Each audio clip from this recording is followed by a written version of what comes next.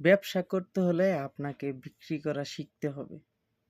বিক্রি করতে লজ্জা পেলে হবে না। কারণ প্রত্যেকটা ব্যবসায়ী কেউ চাল বিক্রি করে ডাল কেনে, কেউ ডাল বিক্রি করে চাল কেনে, কেউ চাল বিক্রি করে মাছ কিনে, কেউ মাছ বিক্রি করে চাউল কিনে।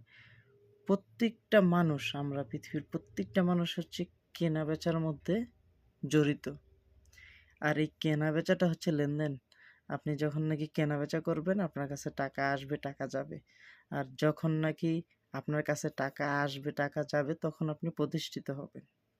কারণ একটা নদীতে যদি স্রোত না চলে, সেই নদীতে যদি যদি মরা কিছু একটা পড়ে, তাহলে কিন্তু সেই নদীর পানি আপনি ব্যবহার করতে পারবেন না, নষ্ট হয়ে যাবে। তো আপনার জীবনে লেনদেন না থাকলে নষ্ট হয়ে যাবেন আপনি।